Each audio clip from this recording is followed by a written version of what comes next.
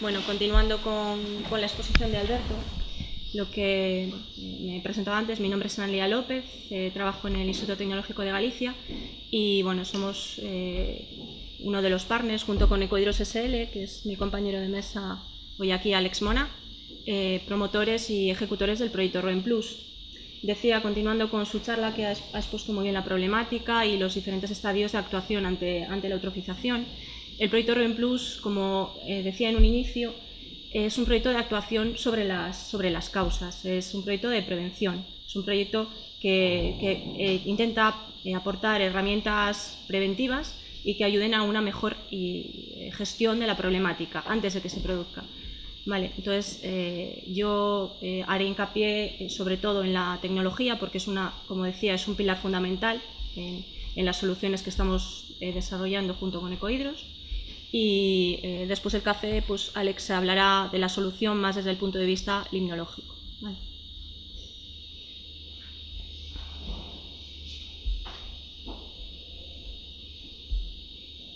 El proyecto ROEN Plus se inició hace un par de años, está previsto su cierre dentro de unos meses y hoy venimos a presentar aquí buena parte de sus resultados, que ya son transferibles y aplicables a muchas cuencas, a la mayoría de las cuencas que sufren esta problemática. Vale.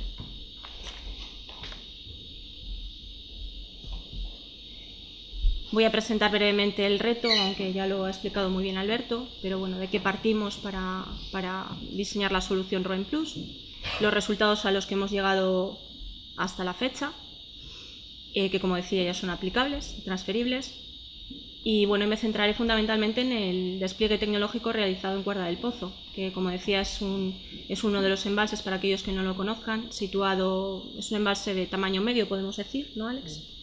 Situado en la provincia de Soria y cabecera de la cuenca hidrográfica del Duero. Hablaré sobre todo también de las ventajas y características de la tecnología que hemos desarrollado. Datos del proyecto. Como decía, es un proyecto apoyado por la Comisión Europea, tiene un presupuesto de 2 millones de euros, cofinanciado al 50% y en el que colabora, apoya y participa la Confederación Hidrográfica del Duero. Los participantes somos el Instituto Tecnológico de Galicia y Ecohidros SL. Destacar aquí la multidisciplinaridad de este equipo de trabajo. En el Instituto Tecnológico de Galicia somos expertos en tecnologías de la información, es la parte que hemos aportado y en nuestro mayor desarrollo del proyecto, y Ecohidros aporta en la parte de experiencia o expertise en ecología del agua. Como centro tecnológico, para aquellos que nos conozcáis un poco menos, aunque muchos de aquí sé que nos conocéis porque estamos trabajando en proyectos, tenemos casi 25 años de historia en investigación, desarrollo e innovación y en los últimos años hemos desarrollado soluciones para monitorización y control en diferentes ámbitos, aplicables a la agricultura de precisión, a la eficiencia energética, entre otros. El Instituto, además, bueno, el objeto de todos estos desarrollos, finalmente, que nos hemos marcado, es facilitar y hacer cada vez más económico el tratamiento de los datos de sensores, pensando en que a futuro vamos a tener un mundo cada vez más plagado de sensores y que vamos a depender de esa información. Entonces, toda nuestra investigación y desarrollo estos últimos años lo hemos focalizado a construir herramientas sencillas, que no sean muy costosas y que permitan escalabilidad. Vale. El centro es uno de los breves palabras sobre el centro ITG.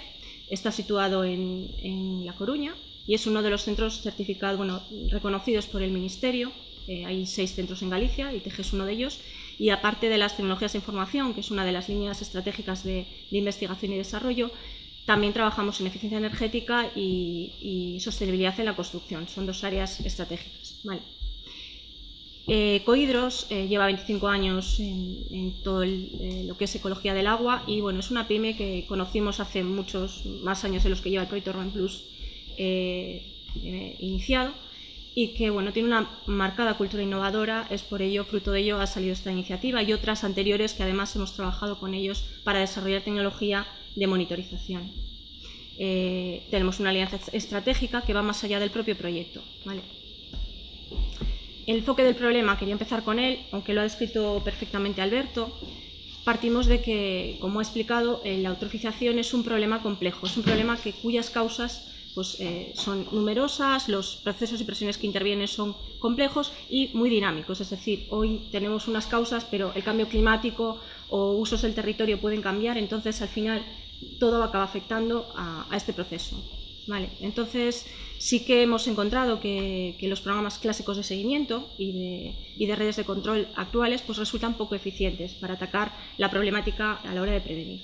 ROEM aborda lo que decía, esta acción preventiva desde la gestión eficiente y sostenible, atacando 3 frentes: la detección temprana, la predicción según estos escenarios y el cambio en cuanto a escenarios hidroclimáticos y socioeconómicos, y sobre todo y fundamentalmente la estimación con bastante fiabilidad sobre los efectos combinados de diferentes medidas correctoras. ¿Con qué objeto? Con el objeto de seleccionar aquellas que sean las más adecuadas y las más eficientes y sostenibles en el medio y largo plazo. Todo ello controlando en tiempo real lo que está pasando.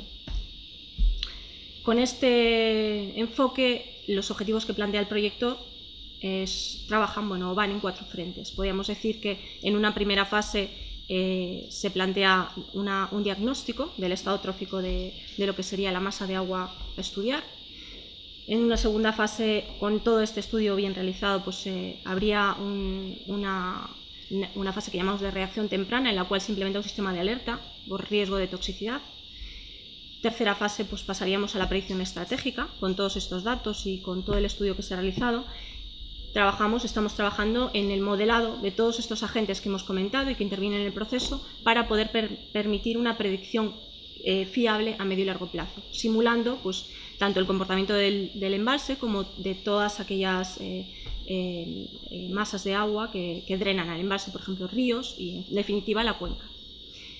Finalmente, el objeto final es tener una gestión activa, un programa corrector que permita adaptarse pues, a los diferentes cambios que puede haber en el tiempo.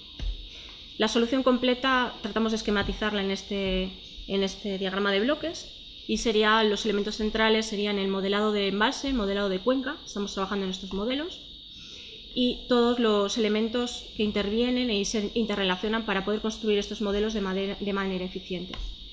Presiones, diferentes presiones naturales, procesos antrópicos, climatología, información cartográfica, niveles de cianobacterias. En el caso de que haya explotación hidráulica también se tienen en cuenta. Y bueno, y un elemento central pues, que es la monitorización en continuo, los sistemas sensoriales remotos. Incluso trabajamos también con determinaciones en laboratorio. En todo este panorama pues, consideramos crítica la disponibilidad de información, tanto en cantidad como en calidad, alta resolución espaciotemporal, que significa frecuencia y números de puntos de muestreo, y buena calidad de datos. Sensores adecuados, no quiere decir sensores los más caros o sensores los mejores, van a estar adecuados a la fase en la que estemos trabajando. En la detección temprana pues tendremos unos sensores y en la detección a medio y largo plazo pues probablemente la solución sea otra. De esto vamos a hablar en la presentación.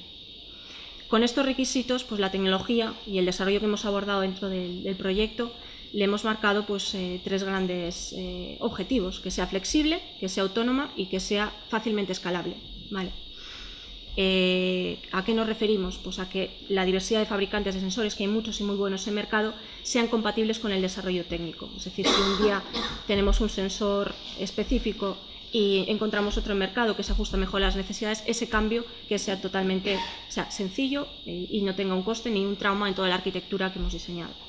Heterogeneidad de escenarios geográficos, nos encontramos en escenarios que son muy diversos, diferentes, a veces no hay conexión 3G, tenemos que utilizar otro tipo de tecnologías y bueno, ahí tenemos la tecnología preparada para todo esto. Heterogeneidad de fuentes de datos. En ROEM Plus, o en la solución que hemos planteado, no solo se alimenta de datos de monitorización de estaciones que nosotros hemos diseñado o que decimos que son las que tienen que estar. En la medida de lo posible se alimenta de datos ya existentes, es decir, integramos en el sistema datos de meteorología, datos de calidad de agua, redes de calidad de agua que están funcionando bien a fecha de hoy. Entonces, todo esto al final se integra en un único sistema y alimenta todos estos modelos y las herramientas que estamos desarrollando. Necesitamos variabilidad en la frecuencia de muestreo, es decir, no en todas las etapas hay que tener el dato con la misma frecuencia. En unos momentos será necesario tenerlo cada media hora y en otros momentos pues, con un dato al día pues, es suficiente. Pues, la tecnología debe soportar esto. Y variabilidad del juego de parámetros. Como comentaba antes, en función del punto de muestreo y de su aplicación, pues tendremos unos parámetros u otros. Valor demostrado del proyecto, aquí, como comentaba antes, Cuerda del Pozo es un embalse que representa la demostración, la aplicación práctica de todos estos desarrollos y que reúne una serie de características muy representativas de numerosas masas de agua a nivel tanto nacional como europeo e internacional incluso. Es un embalse que abastece de agua potable a la ciudad de Soria, además permite riego, hay turismo, tiene zonas declaradas como aguas de baño y está afectado por industria agroganadera, como es la casuística que tenemos aquí en Galicia en muchos casos.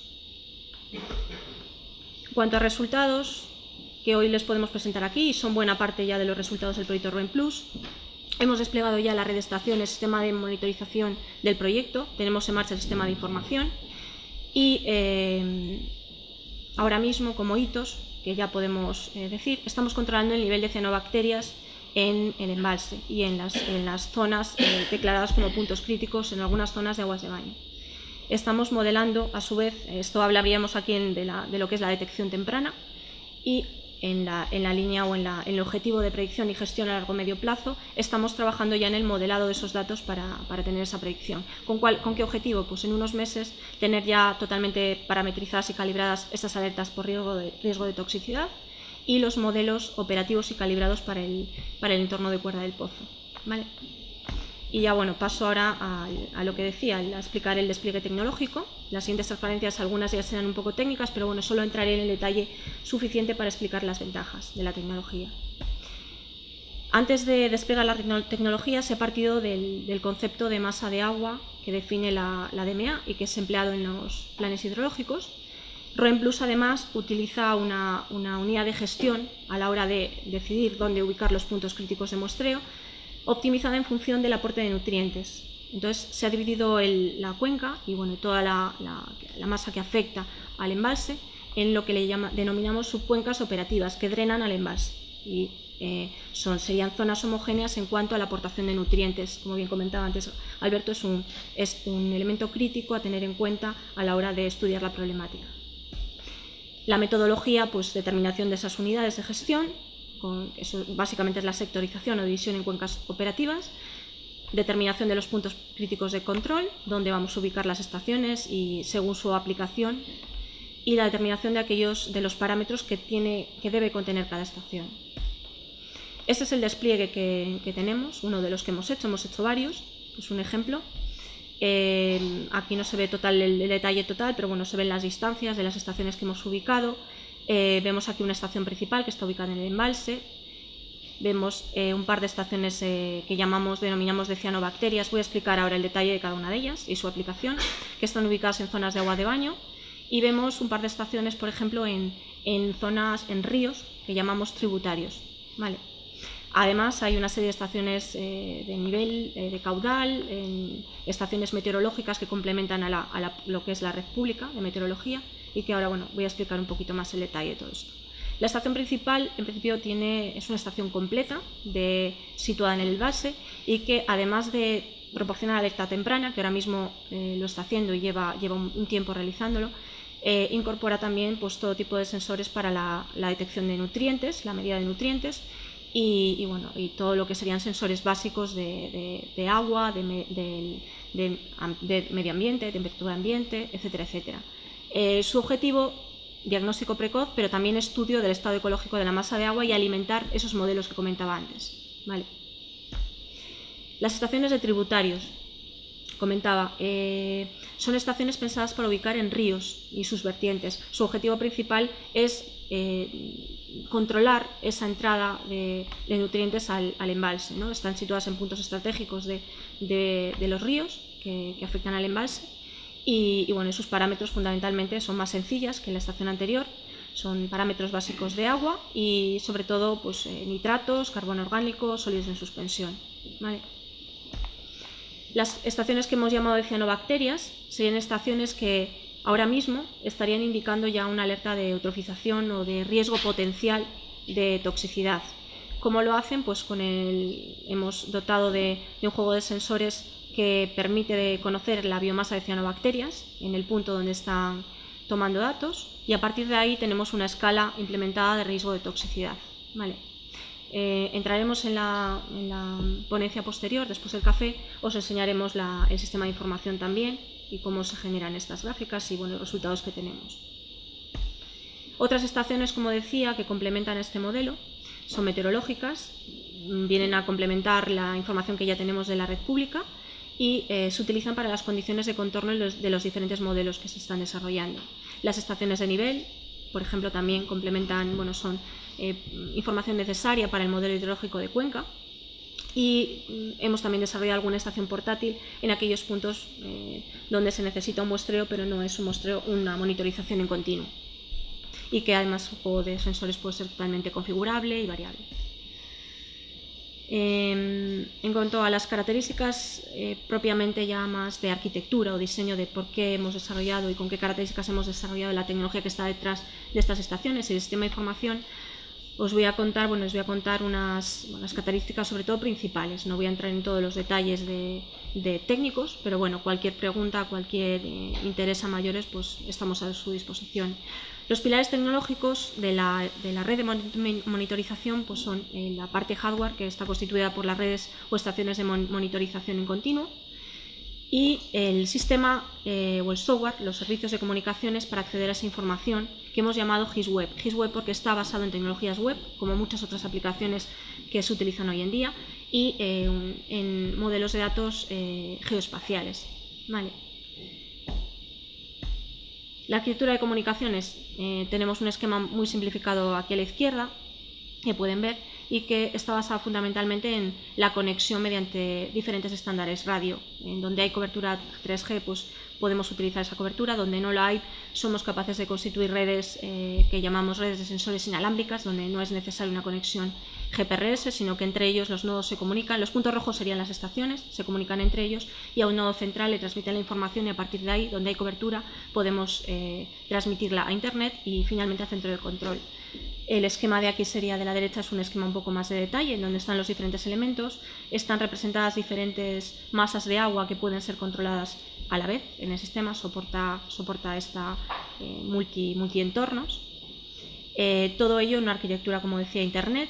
Las estaciones transmiten su información al centro de control. El centro de control es donde se almacena la información, donde están implementados los diferentes modelos que pueden estar aquí o pueden estar también, tenemos la posibilidad de que estos modelos corran en otras máquinas que no sea el propio centro de control. Todo ello siempre con la conexión a través de Internet. Este centro de control y estos modelos se alimentan también, como decía, de fuentes de datos externas.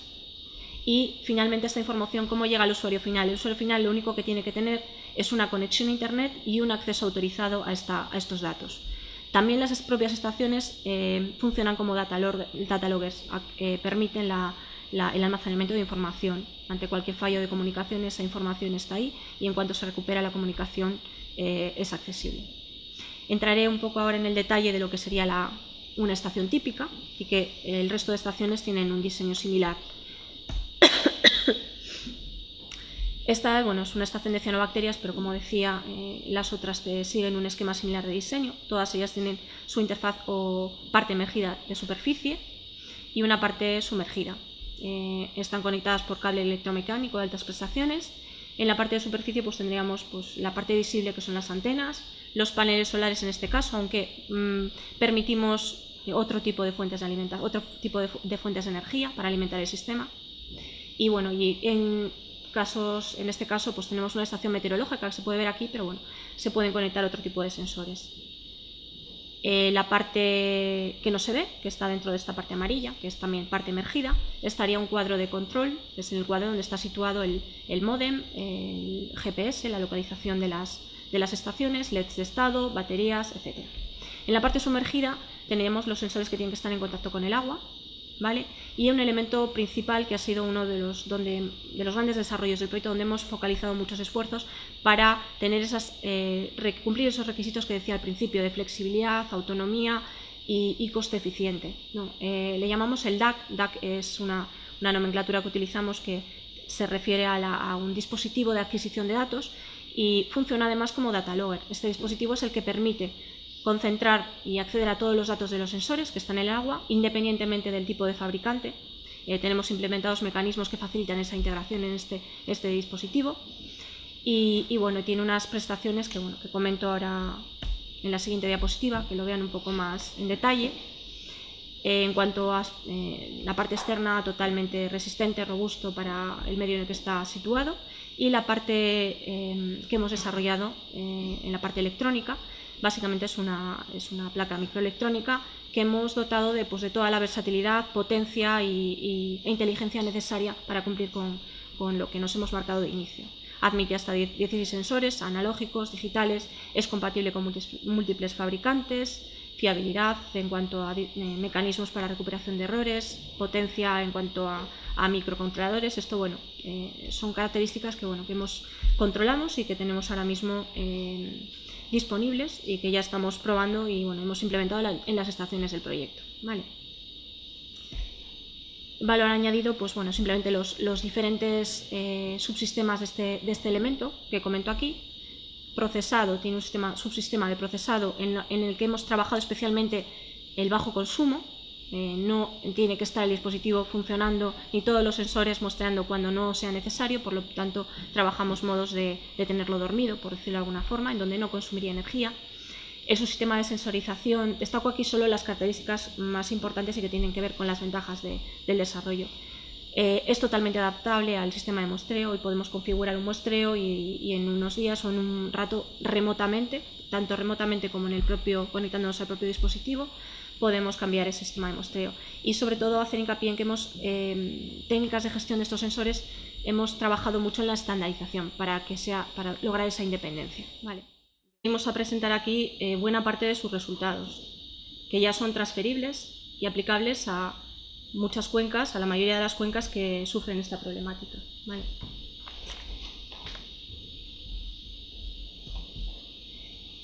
Voy a presentar brevemente el reto, aunque ya lo ha explicado muy bien Alberto, pero de qué partimos para diseñar la solución ROEM Plus, los resultados a los que hemos llegado hasta la fecha, que como decía, continuando con su charla, que ha expuesto muy bien la problemática y los diferentes estadios de actuación ante la eutrofización. El proyecto ROEM Plus, como decía en un inicio, es un proyecto de actuación sobre las causas, es un proyecto de prevención, es un proyecto que intenta aportar herramientas preventivas y que ayuden a una mejor gestión de la problemática antes de que se produzca. Vale, entonces, yo haré hincapié.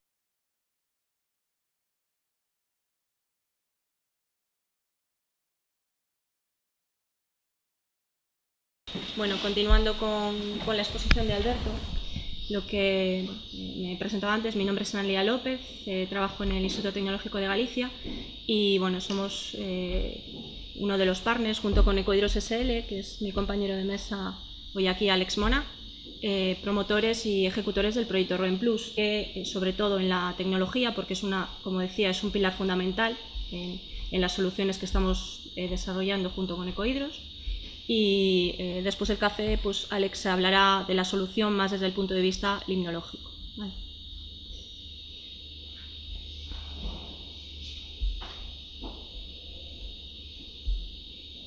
El proyecto ROEM Plus se inició hace un par de años, está previsto su cierre dentro de unos meses y hoy ya son aplicables, transferibles. Y me centraré fundamentalmente en el despliegue tecnológico realizado en Cuerda del Pozo, que como decía es uno de los embalses, para aquellos que no lo conozcan, es un embalse de tamaño medio, podemos decir, ¿no, Alex? Situado en la provincia de Soria y cabecera de la cuenca hidrográfica del Duero.